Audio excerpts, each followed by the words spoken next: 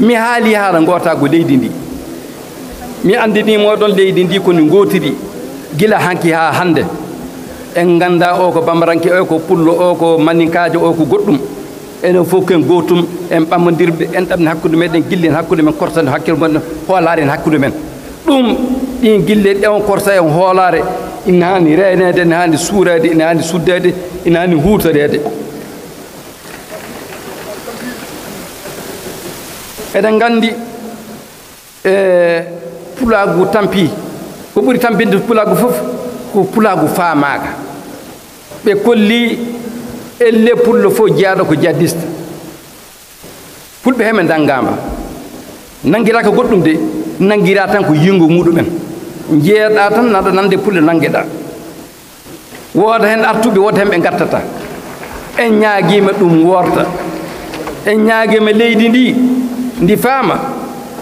soldataɓe ɓe gona añɓe meɓɓe enen soldataɓe gañgu ala hakkude men e maɓɓe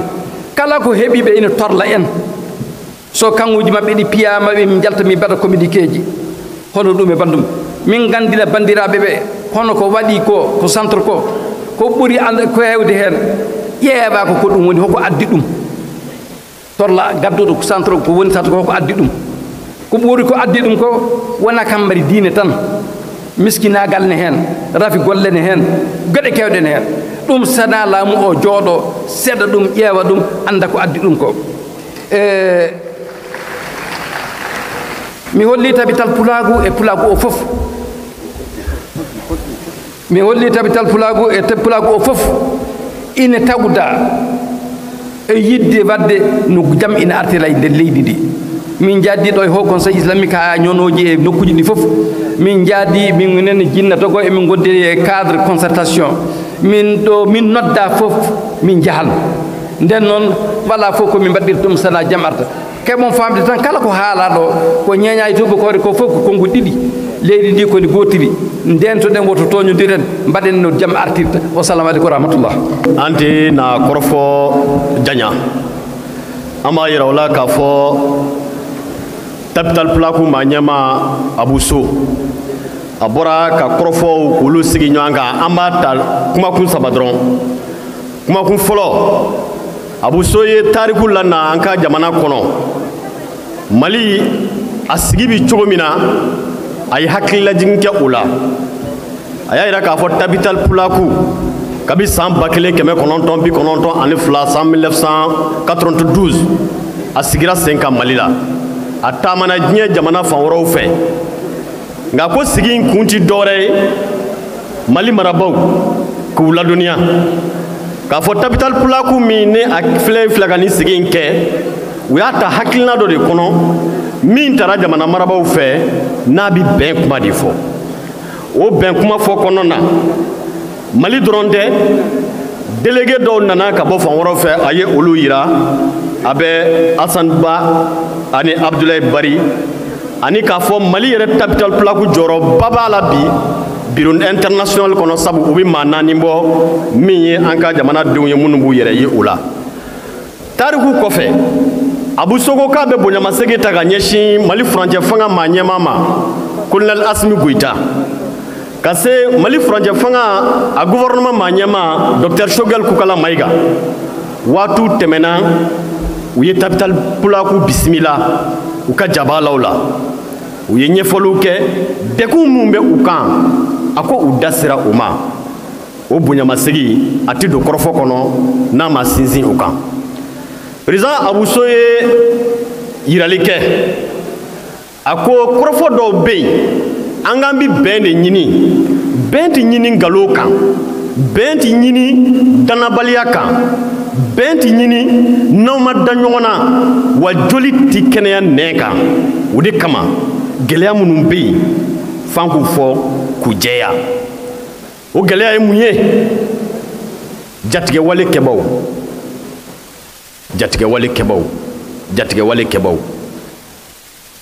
jatigɛwale kɛbaaya kɔrɔ tɛ k'i ye fila ye wa filaya kɔrɔ tɛ k'i bɛ jatigɛwaleya kɛ n bɛ segin a kan jatigɛwale kɛbaaw jatigɛ wale kɛbaliya o kɔrɔ tɛ k'i ye fila ye wa filaya kɔrɔ tɛ ko i bɛ jatigɛ wale kɛba ye n bɛ segin a ka segin ka labanna a ka faamu a ko jatigɛ wale kɛbaw jatigɛ wale kɛbaya kɔrɔ tɛ k'i ye fila ye wa filaya kɔrɔ tɛ k'i ye jatigɛ wale kɛba ye kan k'o dɔn k'o dɔn nakari a ko u bɛ min kanu bi nin kɔrɔfɔkan min n'a fɔtɔ filɛ u b'a kanu a ka bɔ jamana marabaw yɛrɛ yɔrɔ a ka bɔ jamana faamaw yɔrɔ a ka bɔ jamana maa minnu n'olu bɛ niveau décisionnel la minnu bɛ se ka fɛn fɔ jama bɛ min faamu a ko an k'o jɛya ka bɔ yen gɛlɛya caman kɛra dɛ bingani caman kɛra dɛ caman bɛ bolola olu sen tɛ ko la dɛ caman bɛ yen u ka sigi farala a sababu ye gɛlɛya ye dɛ nka dalu jɔnjɔn tɛ caman minɛ kun na dɛ caman fagara dalu tɛ yen dɛ o n'a ma ɲɛ ko sigi bɛ kɛ ko bɛn kuma bi kɛ k'an ka sɔn an ka tiɲɛ fɔ ɲɔgɔn ye a y'i sinsin o kan n bɛ misali kelen dɔrɔn ta a ko kumana kuma min ni walejugu kɛbagaw sera Kati o don kelen na ani jamana sigida caman na dɔw bɔra bɔlɔlɔ sanfɛ ka kɔrɔfɔ dɔw fɔ olu tɛ dilan ni kuma ye olu tɛ ɲɛ ni kuma ye o ti dɔwɛrɛ ye an ka taama ka taa siya dɔw ka so k'olu ɲini Bamakɔ walima a n'a ma kafo a k'o tɛ kuma ɲuman ye o ti bɛn kuma ko fɔ a y'i sinsin o kan a ko caman kɛra Tabital Pulaagu ani Koman Tanapo o Conseil islamique du Mali ka se a na ɲɔgɔnna caman ma caman kɛra wa gɛlɛya o gɛlɛya n'a bɛ Mali sɔrɔ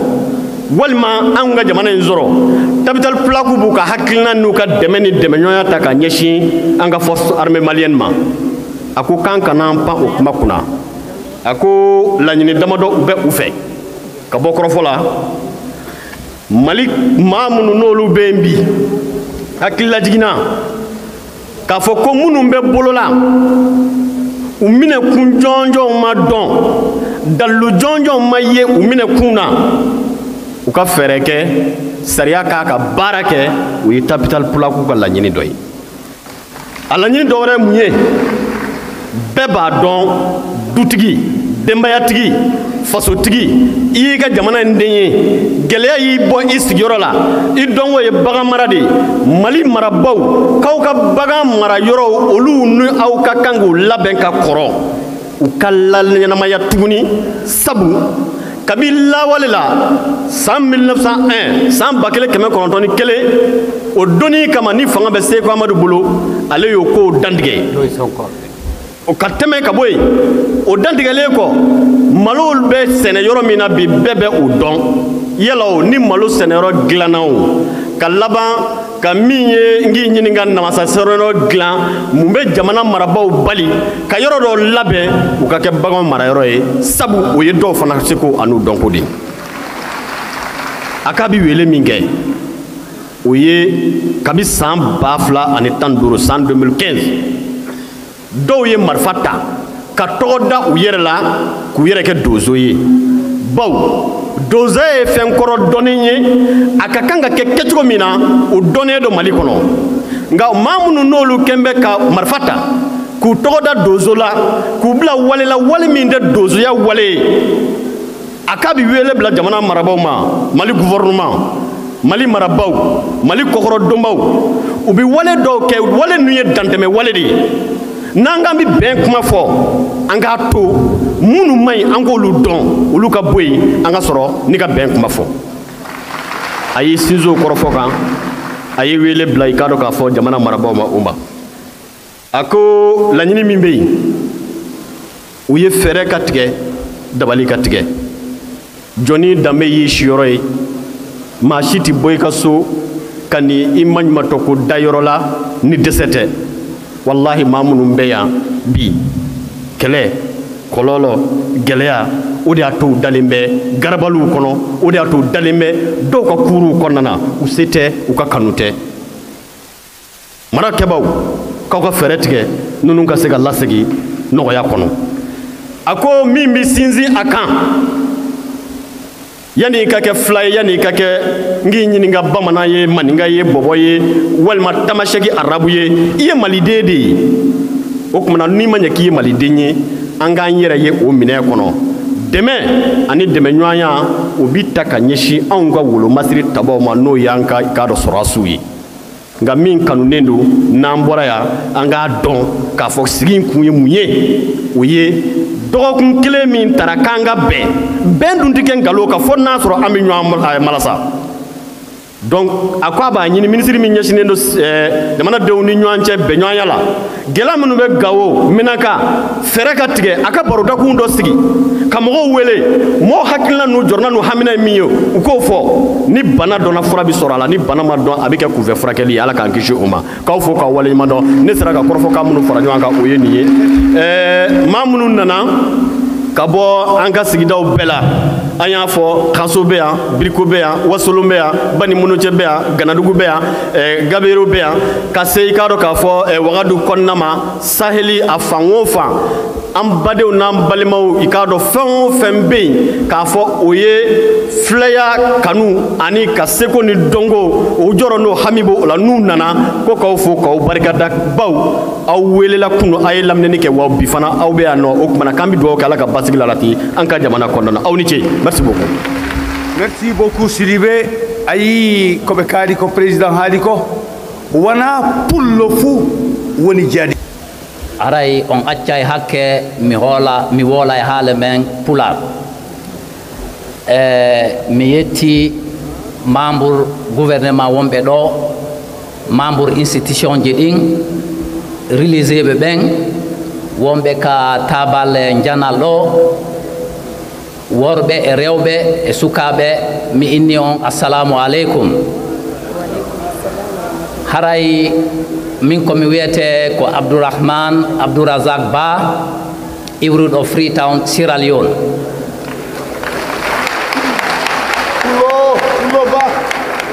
Haray komi membre bureau exécutif Tabital Fulaku International. Haray komin woni 4e vice président mon. Haray délégation an on miɗo wondi ɗo e Abdoulaye Bari vice secrétaire général Tabital Fulaku International milen ardi. Haray hande ko mi yiɗo kon e o sal ɗo ngal inallan few malien mi andi oɗon jogodiri onon fulɓe ɓe.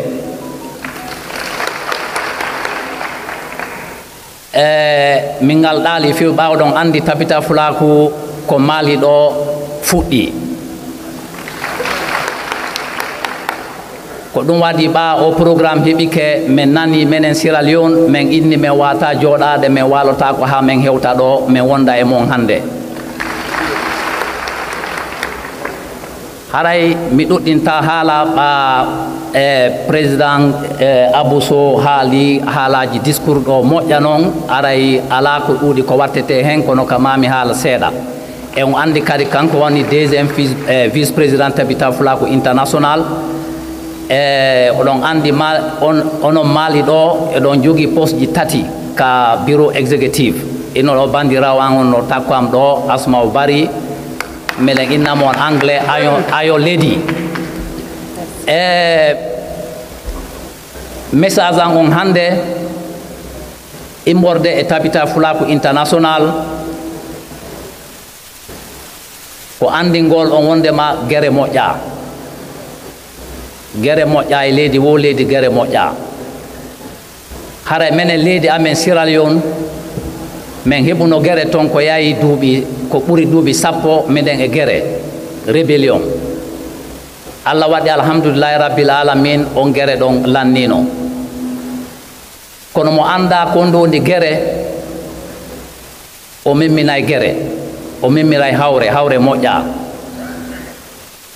Min dari ɗo yeeso mon on ɗo komi victime guerre koko wiyete guerre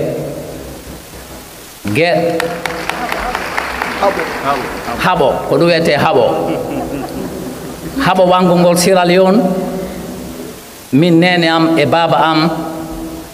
koko hare toon haɓo ngo rebelɓe ɓen wari ɓe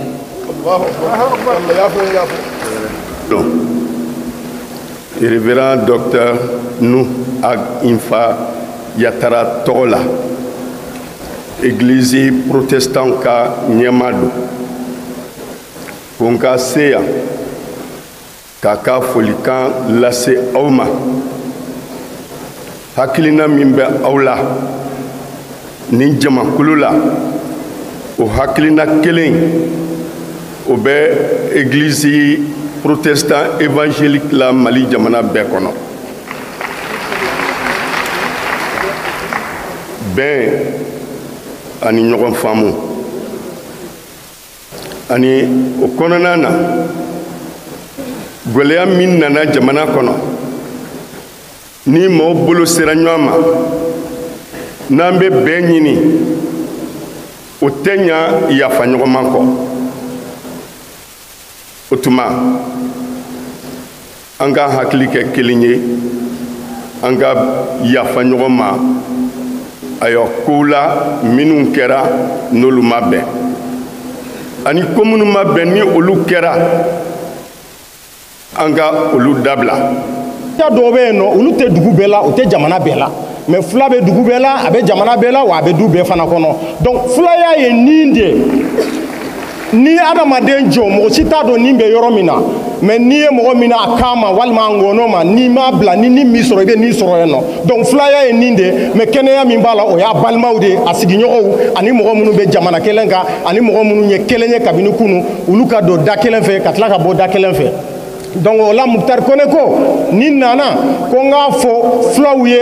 ani tɔn wɛrɛ minnu bɛ yen nɔ tɔn minnu fana tɛ hali fula ye mais u ni fulaw bɛɛ lajɛlen bɛ jɛ sigi la u ni fulaw bɛ jɛ furu la u ni fulaw bɛ jɛ baara la u ni fulaw bɛ jɛ diinɛ la u ni fulaw bɛ jɛ diɲɛ ko bɛɛ lajɛlen na ko n k'a fɔ olu bɛɛ lajɛlen ye fulaw ye sigili min kɛ bɛɛ ko ɲɔgɔnna kɛ u bɛɛ ka tila ka fara ɲɔgɔn kan n'an y'o kɛ a ka ca Ala fɛ an bɛ fɛn min ɲini an b'o sɔrɔ mais n'an m'o kɛ an bɛ siran min ye fana Ala k'an kisi a ma an bɛ se ka gɛlɛya de sɔrɔ. Donc ko k'aw fo k'aw barikada sigili Ala k'a kɛ hɛrɛ ye a sigira kun min kama ni jamana bɛn de don Ala k'o kɛ setani min b'a ni ɲɔgɔn cɛ Ala ka setani in bɔ ani ɲɔgɔn cɛ ɲamakalaw ka kumakan de don ka ɲɛsin Tabital Pulaagu bɛɛ lajɛlen ma ka ɲɛsin Mali ma ka ɲɛsin Mali autorité bɛɛ lajɛlen ma Asimi a n'a ka gouvernement ani Mali bɛɛ lajɛlen ma a kɛtɔ b'a ka salala Mahamadu. Merci. Ok, merci beaucoup. O holli omo tawda kala ɗo jam watta par ce que hakkille makko no jam wartira e leydi ndi ɗum woni ko haɓanto wakkati kala o conseil islamique ɗum ɗum woni golle mum no jam wartira e leydi ndi nden no eɗen ñaago Allah subahanahu wa taala to ɗo Allah wartiri jam e leydi ndi nden no kanko président ko conseil islamique o holli o jowti dendengal bureau Tabital Pulaagu daraniɓe oɗo golle yiɓɓe no jam wartira e leydi e dendengal kanankoɓe men hawruɓe ɗo en jowti bandi men debbo maire gonɗo ɗo woni madame Haydara Oumou Touré en calminimo sanne en jettimo e tinnade haalde mo fulfulde ɗo sabi neɗɗo ana haandi tawi ko woni ko ana ñayra ɗum nden no caggal ɗum jama o ko haali ɗo hewɓe kaali banggal jam ɗum woni sembe haala jama o nden no jam wawa warde hakkunde ɓiɓɓe adama en sona hono safareji ɗi Allah hokki ɗi tawe jama no gollira ɗum honno Pulaaku harminiri doroni so Pulaaku harminiri no ñoore wallahi na en kawruna en jiɗondir sabi fay so jam warta e hakkunde men wala ko keɓɗen nden no ko keɓeten arande